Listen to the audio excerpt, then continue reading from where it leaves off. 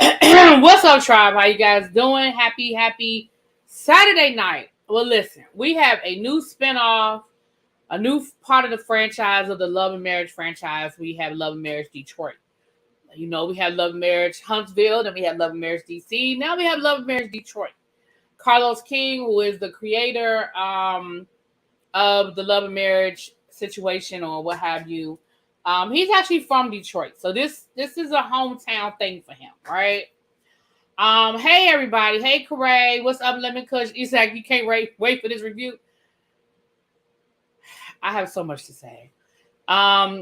Tracy said, girl, this is Huntsville and Bell Collective mixed together. Hey Nikki. Hey Colton, how are you? How's everybody doing? So let me say this.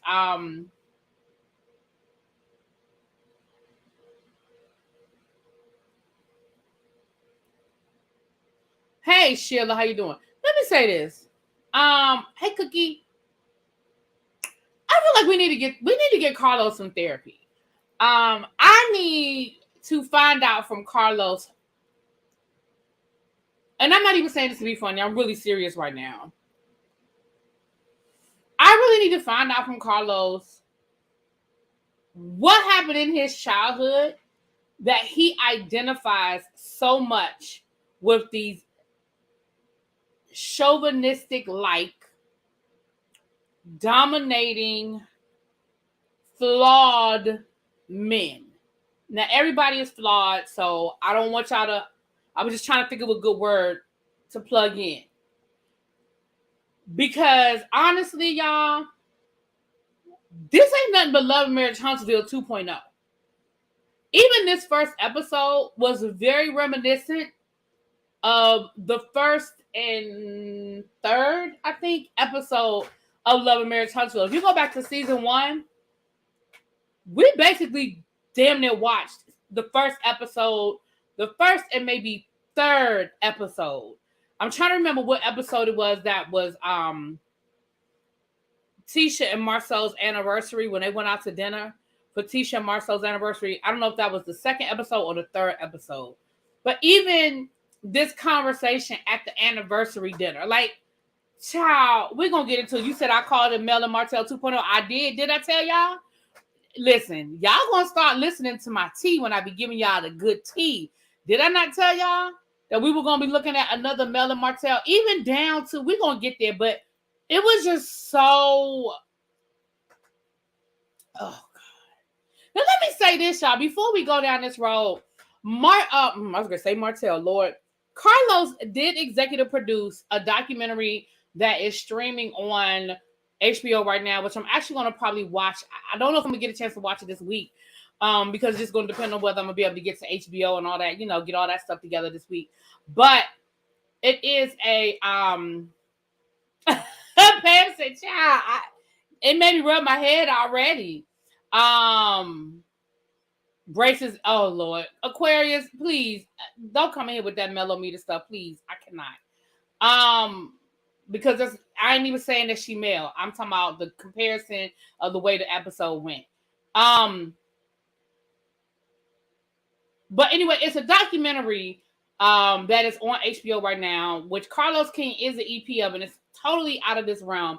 It is called The Stroll, and it is based on that part of New York in the, the 90s, the 80s, 90s, the Stroll, where, there was a lot of prostitution, a lot of trans people during that time period, and it's telling their stories. I saw the trailer for it, and I think it's already streaming. I'm not sure. But anyway, neither here nor there. Let me get back to this. But it just, I say that to say it's a different look for Carlos because the documentary, the trailer was really, really good. So let's get into this episode. I definitely, y'all know y'all gonna get my opinion as we go through, but let me go through this, child. So we start this off. First of all, I need y'all to remember that the episode starts off on Father's Day. So we know it's not Father's Day 2023. It is Father's Day 2022. So that's important to keep in mind that all of this stuff is a year old. So as we go through this episode, as we go through this season, I need y'all to remember that they were filming this time last year. We know that in reality TV world, Once this stuff gets started, they're going to rehash all this stuff. They're going to be down to the social media. They're going to be talking about what happened, when back there. So I just want y'all to keep the timeline in your mind. So we have 3 couples, okay? I said 3 couples with 4 fingers. Child, we have 3 couples. Kobe and Russell Harris, Christina and Brandon Smith, and I didn't get the last name for Latoya and Anthony. So Kobe and Russell, they've been married for 3 years. She's a content creator. She is an influencer. He runs a nonprofit that deals with literacy in sports. They have 1 daughter. Did I say they've been married for 3 years? Okay, they've been married for 3 years. What we found out is that she is the PK, and it looked like from the previews as we go deeper into this season. Thompson, thank you, Tracy Thompson. Let me write that down. As we go deeper into this season, it looks like their faith becomes a major part of their storyline. He goes to divinity school without talking to her, and she's like, I have no desire to be a first lady. Like, I grew up a PK, and that's not what I want. You know what? I could have used without. Well, I'm okay with this first episode. I just hope it's not something that he feel like he got to do every episode, because I'm fine with him explaining the history of Detroit and the fact that it's near and dear to him because he's from Detroit. I was actually okay with the voiceover. I just hate the way Carlos talks. I feel like either 2 things happen with Carlos, and this here I go analyzing people. Either Carlos had some sort of speech impediment and he took linguistic lessons, or he had a really distinct accent or something, or felt like he did, and he feels like he has to enunciate every word, and it's irritating to me. I really hate hearing his voice because he feels like he has to enunciate every single syllable. And most people just don't talk like that. There's no flow to it. That's why I said that Aquarius King. I said Aquarius King. I said I think it's already streaming. Thank you. So Aquarius said it's already streaming. Thank you. So yeah. So that's what irritates me about Carlos, is the way he just has to enunciate every syllable. But again, I feel like either he had some sort of a speech impediment or a stutter or something, and he was taught to talk that way. It just doesn't sound like a natural cadence. Y'all know what I'm saying? I don't know too many people from Detroit, so I don't know what a Detroit accent sounds like. But I don't know if maybe he thought he had one, or he thought, whatever it is. But I bet you there's a story there. I bet you, being an educator, I bet you there's a story there. There's a reason why he talks the way he talks. But anyway. So then we have, I'm going to save Christina and Brandon for last. So then we have Latoya and Anthony, although I probably could have saved them for last, because baby, Latoya, Anthony, and Christina and Brandon, baby.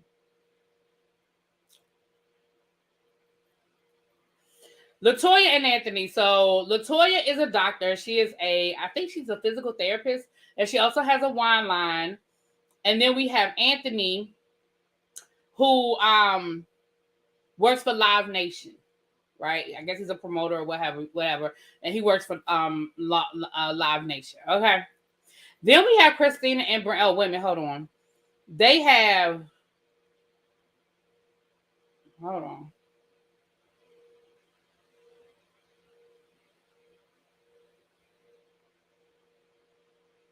Hold on. Mess up my own daggone notes. They have 3 kids, and they've been married for 14 years. Okay, I knew I had written it down somewhere. Okay. Then we have Christina and Brandon. Aquarius ain't gonna like what I'm getting ready to say. But Christina and Brandon are the Mel and Martell of this show. Anthony and Latoya are the Marceau and Letitia. I ain't gonna say that Kobe and Russell are the Kimmy and Maurice, but And I really feel like Anthony is just Marceau. I don't know if Latoya is gonna be Letitia yet. I ain't been around enough to find that out. Christina and Brandon, they live in a nice penthouse. They've been married for 11 years. They have 2 kids. She is a fashion designer and an influencer, and he has he works at the Star Factory doing artist development. Now, here's where I'm already confused from the beginning. Does he have another job? And the reason why I say that is because we focused a lot on this first episode about him signing this new artist, and we're gonna get into that. But the problem with him signing a new artist and all that stuff going on with him signing a new artist. But I'm a little confused. What the hell else does he do at the Star Factory if he ain't signing artists? They say he does artist development. Is he only allowed to have male artists? Like, I'm a little confused why this was an issue. We'll get to that. So we start this episode off. It's Father's Day. They're down to the park. Look like they got somebody cooking down on the grill for them to have a little Father's Day situation going on down to the park. Okay. I wrote in my notes. Let me show y'all where I wrote in my notes. Y'all can't read my handwriting because it's so sloppy. But literally on my first page of notes, when you see where it says Father's Day, and then what? Look where it said right there. Brandon cheated.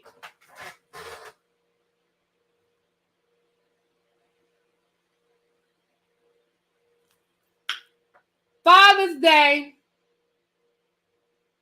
Brandon cheated. It did not take a rocket scientist to figure out that the reason why, her name, y'all know I gotta get these names right.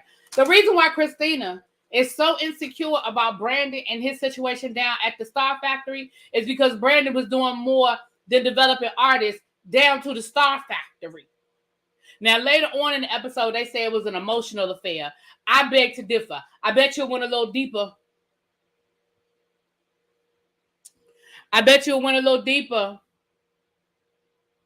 Yes, I did, Tracy. In the first 15 minutes, I wrote in my notes, right? Because she said something that even before they got to the end of this episode, she said something. Pam, you're going to stop telling on yourself. Pam, you're going to stop telling on yourself.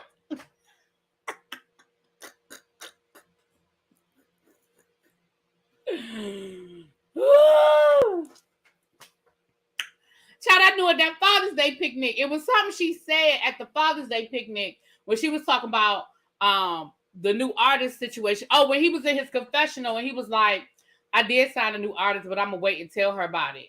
I'm going to tell her, but now ain't the time. I said, oh, okay. Well, I know what that's about.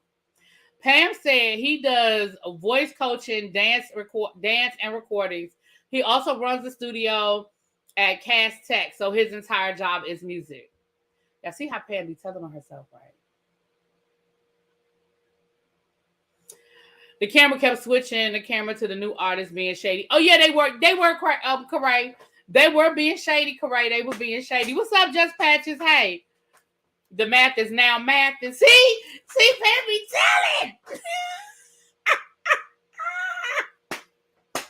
If she knows it was an emotional affair, then there's more she knows about. Right. I think that's just all they're willing to tell us right now. All they're willing to really share is that it was an emotional affair. Because, baby, she's doing a lot for this to be an emotional affair. Okay.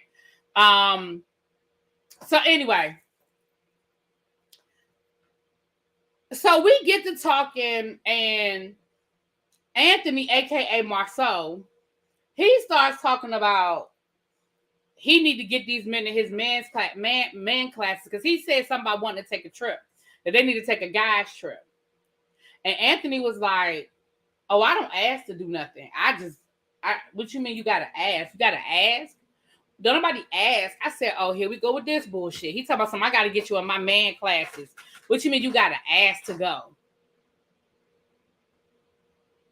Anthony was like, yeah, I don't ask. Now, his wife is side-eyeing. She ain't contradicting, but she's side-eyeing him. And then Christina gonna look at Brandon and be like, so, what you gonna do, Brandon? You asking or you telling me? Are you asking or you telling me? I said that. Anthony's wife is Dr. Latoya. She's Latoya, Dr. Latoya. I said, oh. So Anthony the one that's gonna get everybody in trouble. Because he's talking about something I don't ask. And then you gonna put Brandon on the spot. So now Brandon gotta either look like a punk or get embarrassed in front of y'all So either Brandon got to say, yeah, I'm asking, or Brandon going to be like, hell no, I don't ask. You done put this man on the spot. Just let that man handle his business the way he need to handle his business. So then they were like, well, why we need to go on a guy? Why y'all need to go on a guy trip? And he was like, well, y'all go on girls trips. Why we can't go on a guy trip? Now that I understand, he got a point. I'm sure y'all do y'all little girls trips all the time.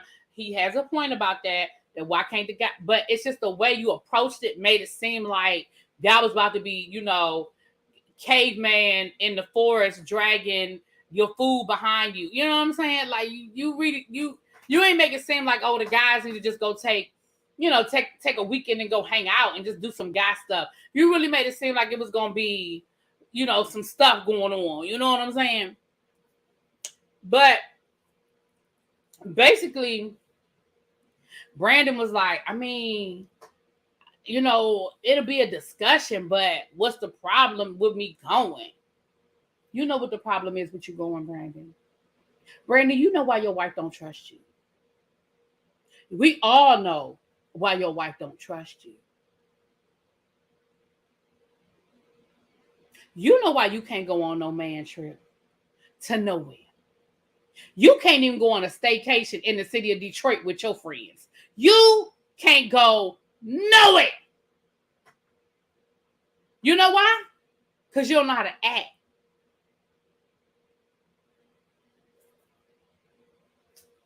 I'm like,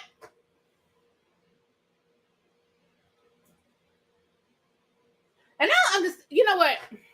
I'm gonna finish going off on these men later. I'm sorry you didn't get the notification, my love. I'm gonna finish. Let me get through this episode. I'm gonna finish going off on these men later. I'm gonna finish later. So we have Kobe and Christina meeting down to the kids' play date situation. Now, Kobe is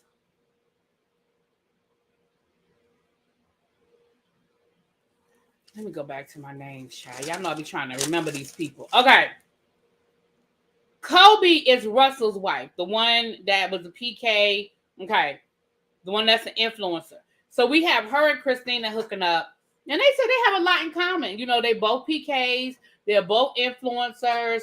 They have a lot in common. So they're bonding, and basically they're talking about taking some, Kobe was saying how much she looks up to Christina because Christina is, older than her. Now, she just said 2 or 3 times about Christina being so much older than her. I don't know how I feel about that, Kobe. I'm side-eyeing you a little bit, Kobe. I am side-eyeing you a little bit because I feel like you be throwing stuff out there, but you trying to sound innocent about it. But I'm side-eyeing you because you kept talking about how, Christina, you look up to her and how, but Christina was like, I took her under my wing and, I'm really looking out for her. Now, I'm going to be honest with you. Even before I saw, thank you, boo. Even before I saw the preview for the rest of the season, I already knew this was going to be a problem. I said, this is a collision course that's about to happen. Now, I didn't know the what, the when, the where, the how, but I knew their relationship wasn't going to stay peachy keen throughout this season. I don't know why I felt that way. And we saw in the previews that maybe they're going to clash. Okay, it's going to be a whole influencer versus influencer situation with the two of them. Okay, but in this moment, they getting along and they are bonding on the fact that they need to take some time out. They're affirming each other. Girl, you are great. So are you. Girl, you are beautiful. So are you. You know what I'm saying? All that good stuff. Okay. So then, this is one of those scenes that in about 3 or 4 episodes, I'm probably not even going to talk about it. But since it's the first episode, I'm going to just go ahead and give y'all a whole breakdown. Okay. So then we see Brandon in the studio with his new artist. He's talking about how she's this great artist and he has signed her and how he ain't ready to tell his wife about it, but he gonna tell his. Thank you, Phil. Y'all, thank y'all for the love. Y'all love it on me tonight. Thank you so much. Oh, and Miss Sharon, I saw you dip your head in here. Miss Sharon, thank you. Weren't you the one that told me to check my tickets? Thank you, my love, because I hadn't even checked them tickets. They probably Ticketmaster probably sent me an email, but I ain't even paying no mind. Anyway, so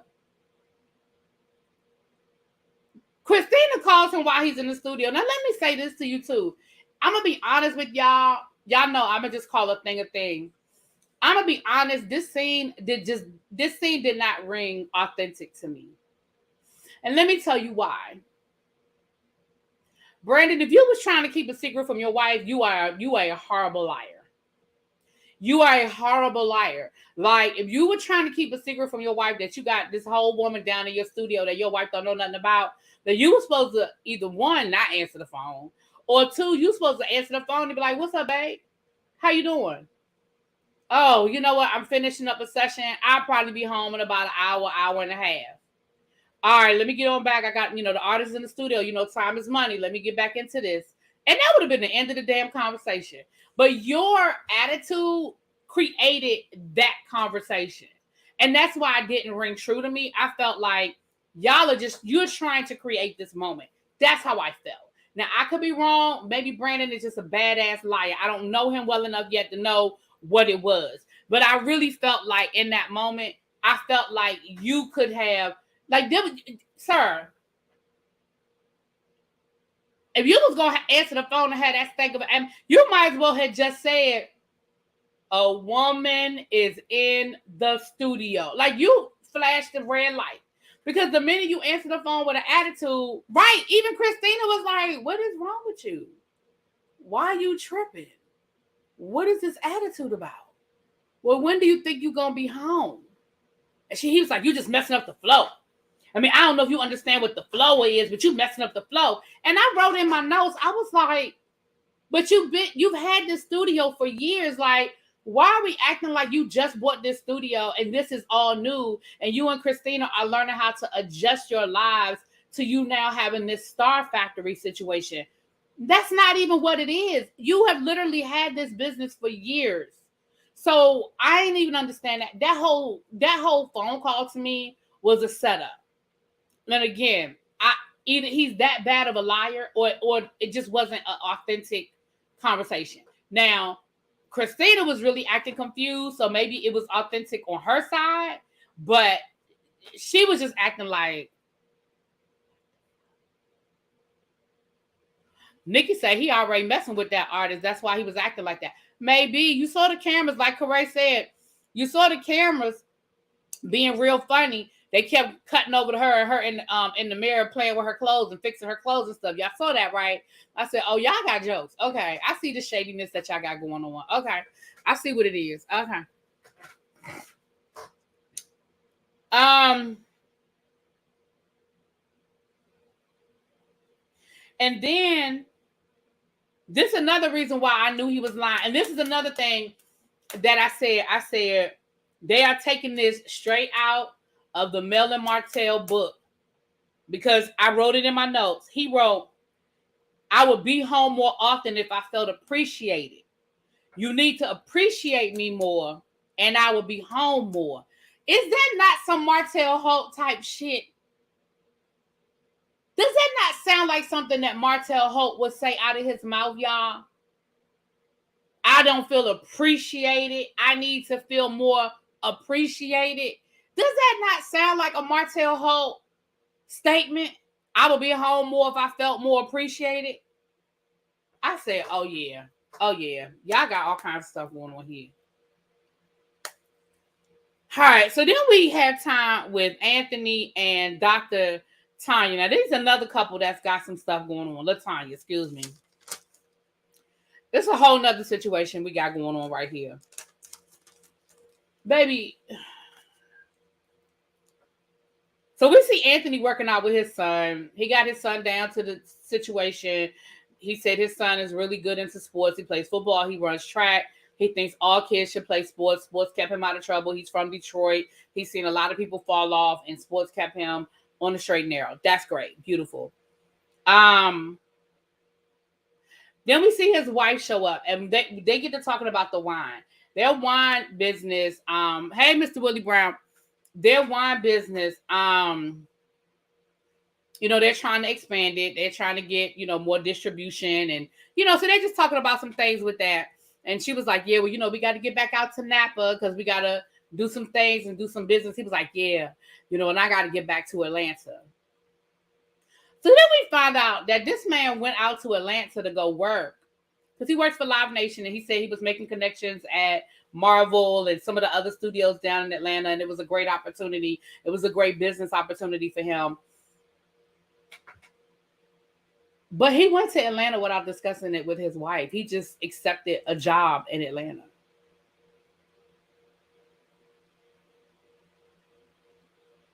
Excuse me? And then the Roni Wrong happened. So now he's stuck in Atlanta while she's up here in Detroit. Now remember, she's a doctor. So what was she doing? She was damn near 24/7 at the hospital while her kids were at home being homeschooled. And he's talking about I mean, I had to come back. If I had not come back, we probably wouldn't even be together now. We'd probably be divorced. Yeah,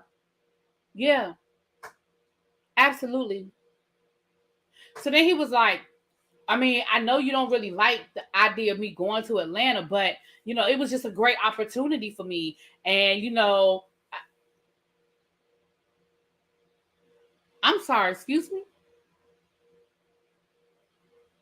So he's trying to get his happy ass back down to Atlanta. And again, he's not talking about going down to Atlanta for a weekend, a day or two here, a day or two there. He is talking about going down to Atlanta and hanging out for a couple of months. Like, he was damn near living in Atlanta. And the thing is this, without a conversation.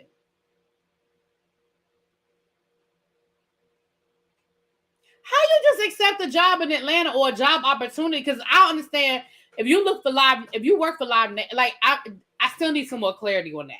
Like, were you working for Live Nation and they were transferring you to Atlanta? Was it a different job at that time and now you work for Live Nation? Like, I need some more clarification on that whole situation. But neither here nor there, they both agreed that he took his happy ass down to Atlanta without a conversation. I'm sorry. He really wouldn't have had to worry about coming back.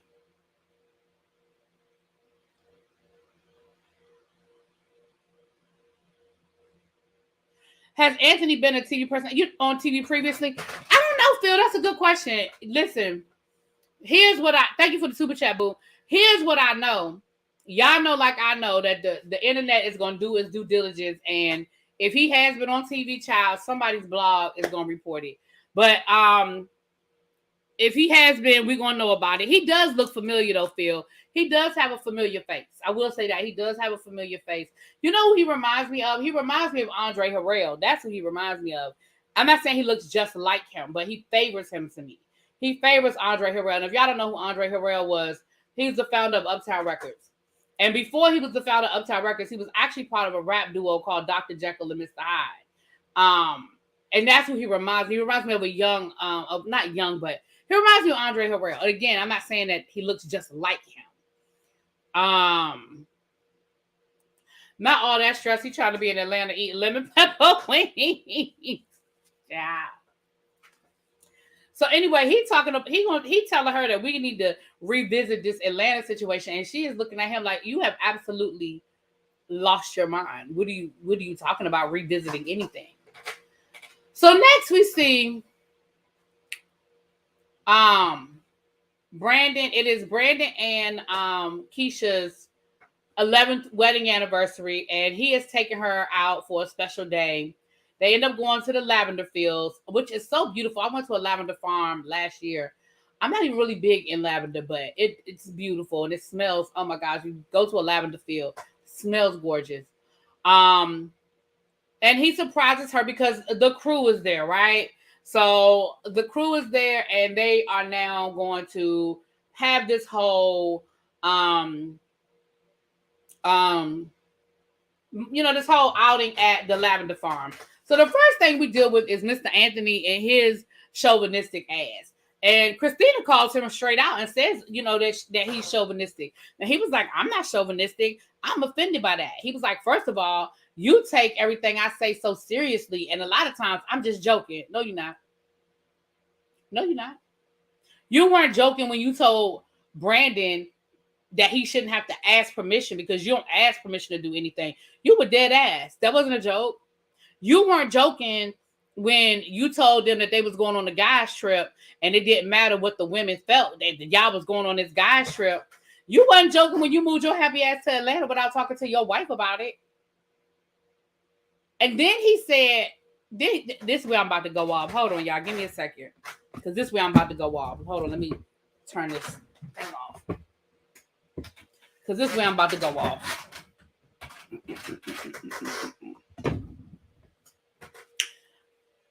Then this fool said, well, that's how they did things back in the day. Let me tell you what I'm sick of. I am so sick of these 2023 men.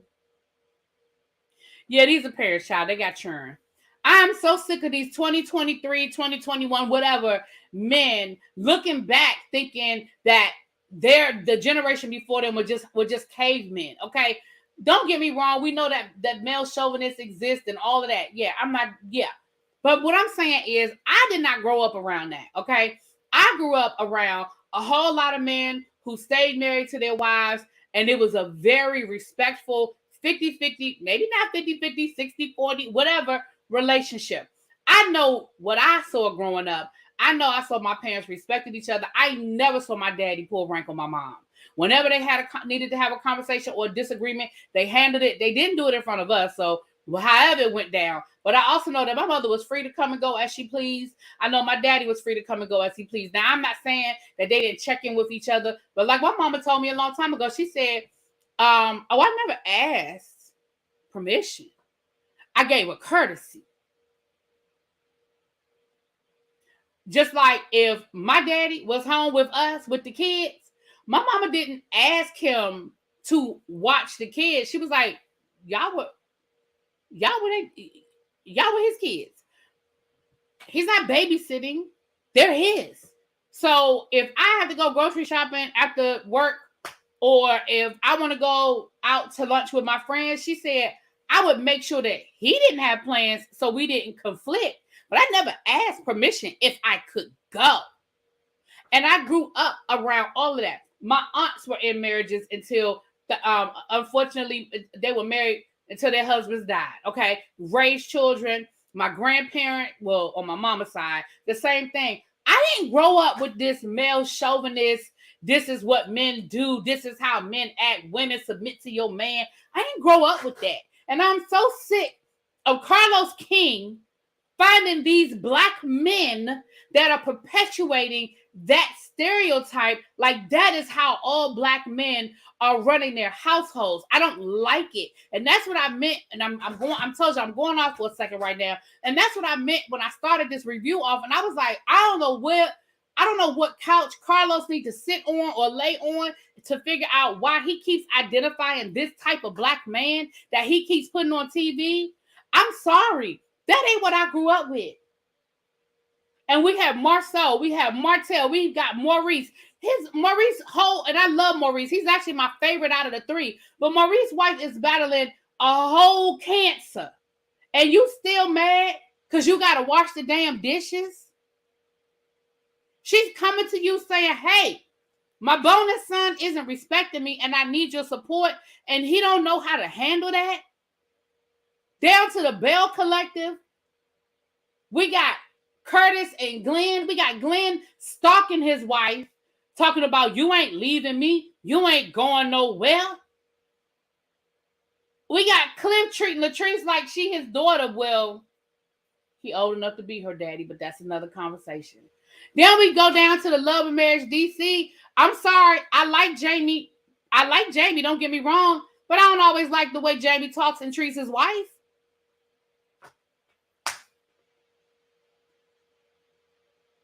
You know what I'm saying? It's just weird to me that these are the men you keep finding. Like, is that the only type of personality that you think would make good TV? ABS said, honestly, that seems to be the mentality right now. Well, that seems to be rampant right now. I think social media and podcasts have given a rise to that type of thinking. Oh, I don't know what kind of podcasts those are. I'm glad I ain't found them, honey. I'm glad I ain't found them. I mean, I know we got this whole manosphere situation and the Kevin Samuels of the world or whatever, but child, We've been saying while Carlos is over there picking his balls with Bravo, he needs to be worried about his shows with these same themes and bad ratings. Child. My parents did what they want to, but my daddy controlled the household. Sad but true. No, that's just not. I mean, I don't even know if I would use that word control the house. I mean, my dad took care of the house. My dad, you know what I mean? My dad he took care of the house. And my mom did defer to him. I mean, don't get me wrong. If I went to my mom and I asked her to do something, she'd be like, you need to ask your daddy. I mean, she deferred to him. But I mean, the way he treated her, like now, as far as us, we were concerned, my dad was absolutely the head of the household.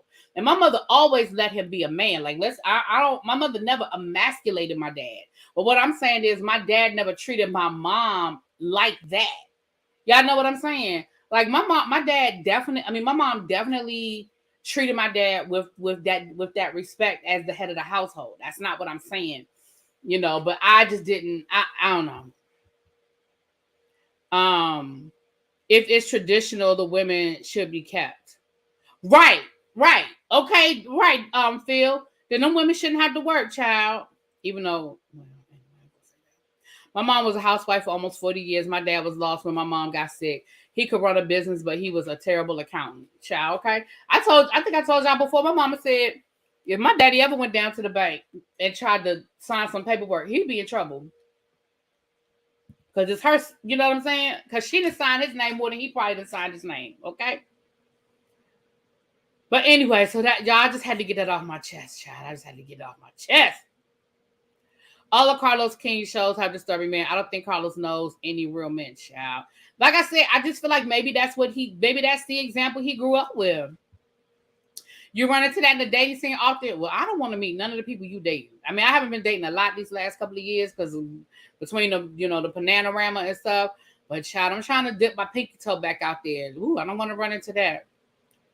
That's exactly how my mother was. Ask your father every time we wanted to do something. Yeah, now when it came to us, oh, he definitely was the head of the household. Okay. But I mean, as far as them each other, you know what I'm saying? Girl, my dad. Oh, I just read that. I agree. Really, my parents are a team. My dad ran a whole business and came home at the end of the week and gave all my money to my mom. Child. These podcasts are on the rise right now. There are some negative thinking men out there. Child. The lack of balanced representation has got women feeling like those are our only options, and that's not healthy at all. My thing is, if y'all didn't learn nothing from the example that Kevin Samuels said, remember when Kevin Samuels, remember he was sick and he had like all these things that he talked about what black women need to worry about, and his ass was sick with all that. Anyway, I ain't going down there because the man ain't here, so I'm gonna let it go. Anyway, be prepared for a lot of manosphere red. Oh no. The lack of balanced representation has got women feeling like those are our only options, and that's not healthy at all. So am I tripping in? Like that's what's really out there? The Anthonys and the Marceaus of the world, that's what's really out there? I'm the one tripping? Wow, then y'all don't make me want to go out here and child. Y'all don't make me go out here and dip my pinky toe.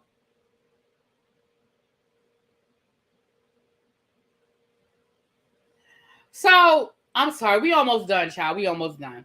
So after Anthony tries to explain himself about, men running the household and, me, Tarzan, you, Jane, okay? Then we find out that daggone Kobe, and you got to keep your eye on Kobe, okay? That daggone Kobe let it slip talking about some, oh, well, Brandon got a new artist that he didn't sign.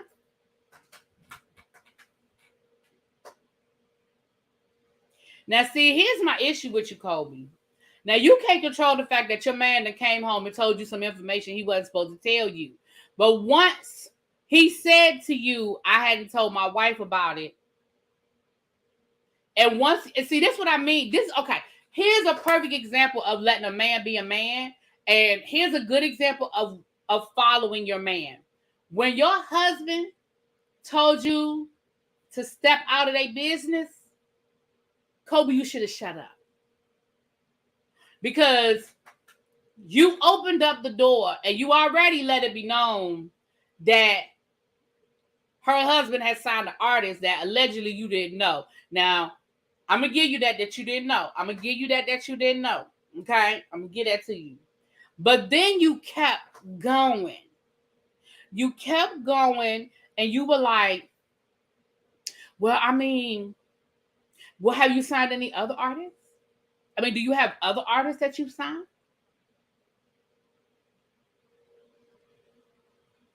And then here we have Christina. She kept saying, well, with his history. Well, with his history. Well, with his history. And then you got Kobe messy ass.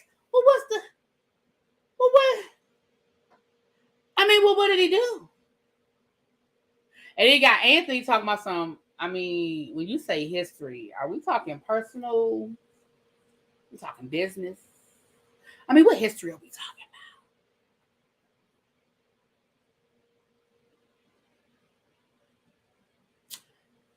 about? Kobe, I got my eye on you because I was messy what you did.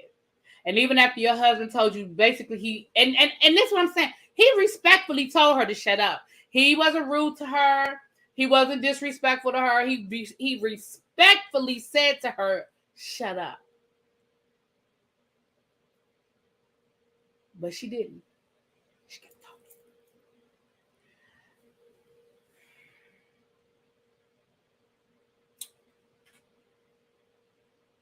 So that's when we find out that Brandon had an emotional affair with one of his former artists. Now, from my understanding, I don't remember the person's name. I would text the person, but I don't want to. From my understanding, Brandon's former artist, who I think they may be referring to, because he said that this person, you know, could have made him a lot of money. This person was really, you know, becoming a pretty big artist. One of Brandon's former artists was actually on Love and Hip Hop Hollywood for one season. And I don't remember her name. I was told what her name, Brandy. I think maybe her name was Brandy. I don't remember. But I believe this is the person they talking about, because she actually was on Love and Hip Hop Hollywood. Now, y'all know how long ago that was, because Love and Hip Hop Hollywood ain't been on since before the Panorama. So I'm not sure exactly who that is. Where's Pam? We done ran her off. Child, I don't know what Pam went, child. She was in here. I don't know where she went. And I'm wondering if that's who they're referring to or who they're alluding to. But at the end of the day, you got Brandon sitting there looking stupid, talking about, well, I mean, that was a long time ago. I mean, that happened a long time ago. I mean, that happened a long time ago. I mean, you know what I'm saying? Like, he ain't had nothing else to add to that. And then you have Christina basically saying, listen, this is the reason why. This is the reason why I clock what time you come home. This is the reason why I feel some kind of way about you signing artists, women, females, okay? Because you don't know how to control yourself. Now, y'all know how I feel about that. If you are not comfortable and you don't feel like you can trust your husband, then y'all got bigger problems, okay? What is an emotional affair? And that was pretty much the episode, child. Again, in my honest opinion, from the previews, it looked like it's going to be a decent season. I hope that it doesn't become toxic like Love and Marriage Huntsville has become. We definitely see a lot of parallels, but this is a new city with new stories and new people. So I don't want to take away what they have going on by just saying, oh, this is just, but it's so reminiscent of Love and Marriage Huntsville. Like I said, even the scenes are very reminiscent, you know. Not an emotional affair means he wore a condom. Exactly. Like, they recreated. It's just, again, it was just so, you know, same scene, different cast. Y'all know what I'm saying? That's really how I felt 80% through this episode. Like, 80% of this episode, I just felt like I was just same stuff. But we'll see. We'll see where this goes. But Brandon, let me tell y'all what I fear. And I think I told y'all this before, but let me tell y'all what I fear. I fear that Brandon got a whole lot more skeletons in that closet that's going to come tumbling out. I think Christina feels like it's only this one artist, it's only this one woman, and I feel like it's not. And I feel like other women are going to be up in the blogs in 5, 4, 3, 2, 1. Y'all feel what I'm saying? Y'all know what I'm talking about. Y'all know how this thing goes. Somebody gonna be reporting on it, child. Somebody gonna be in Kamisha's inbox or something. Quiet as it's kept and loud as it is, a lot of times when people send me stuff too, child. Now,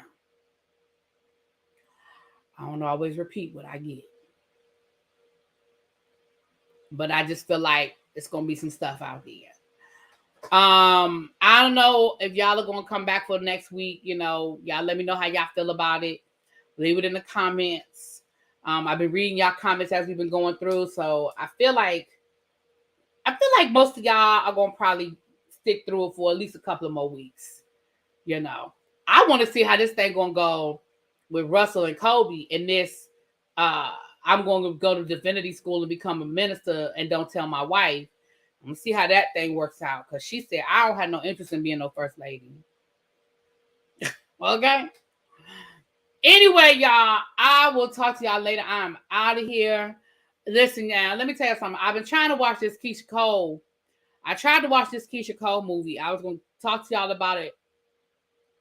Y'all, I don't know if y'all going to get that. I'm about an hour in, and I just don't know if I got another hour in me.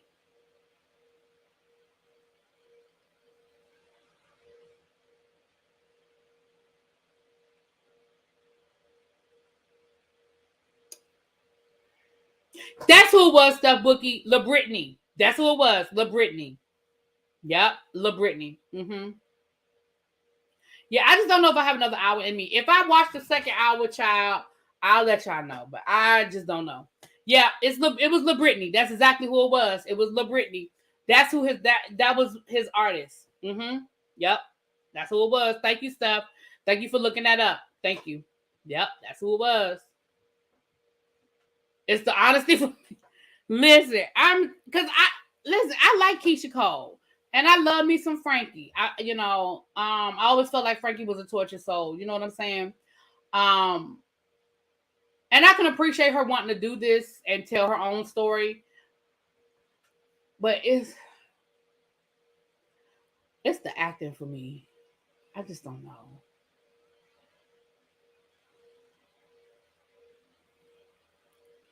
I just don't know if I have another hour in me. But I'm going to try. Anyway, y'all, let me get out of here. I will talk to y'all later. Mwah. Peace. Ravine says she having a hard time too, child.